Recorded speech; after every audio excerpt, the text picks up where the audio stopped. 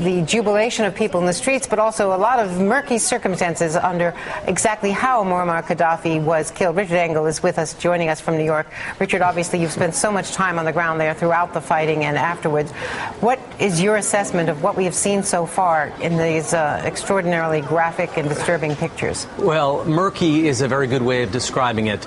There are many conflicting reports that I've been told U.S. officials are sorting through right now to figure out exactly how Gaddafi was killed. And by all indications, Gaddafi was killed. And I've been told that unofficially by U.S. officials, senior U.S. officials, but that is the assumption that they are working on, that this is true information. They are just trying to sort out how exactly it happened.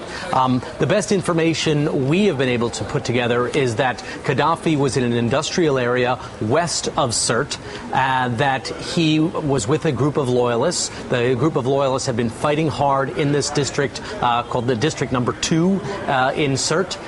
They were attacked earlier this morning by rebel commanders, that Gaddafi was injured in that gunfight, which lasted 30 to 45 minutes, that he had a shot to his stomach, that he was captured alive by the rebels, and there was just some video images that were put on television a short while ago on Al Jazeera showing Gaddafi alive but clearly injured. He was on the hood of a car. They had to prop him up.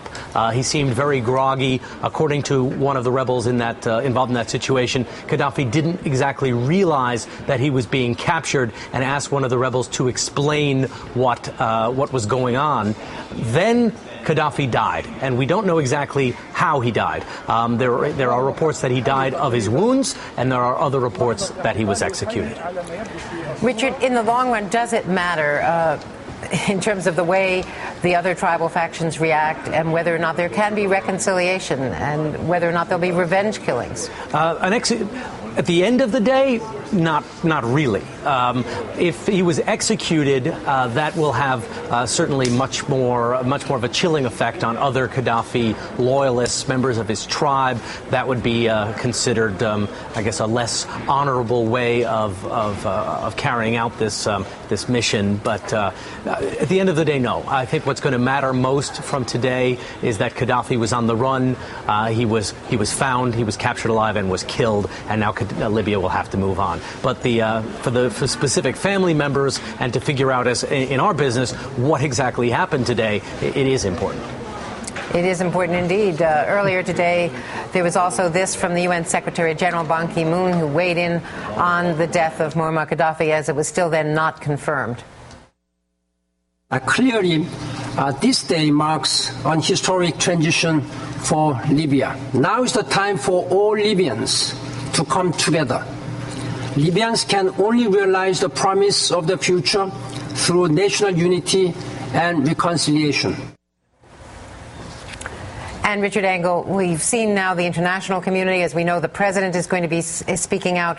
At least the UN and the NATO forces are going to be at least declaring victory, and our thanks to Richard Engel for all of your reporting. And we know we'll be hearing from you throughout the day as we hear from the White House and from world leaders about the apparent death of Muammar Gaddafi after 42 years in power and then ousted as a result of the Arab Spring. Richard, this really has been remarkable.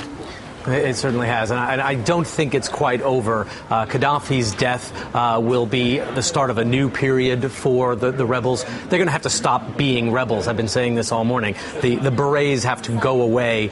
They have to get some new pickup trucks and not keep mounting these anti-aircraft guns on top of them. The fighting phase has to go beyond Libya right now. They've captured Gaddafi. They've taken the city of Sirte, which was the last holdout city, and they need to use this to move on. Otherwise, there is a danger that the fighting will just continue. But I'm fairly optimistic about Libya. It has a tiny population. They managed to do this. They have some friends. They have experts, Libyans living in the diaspora who can help a lot. So I think they do have some hope.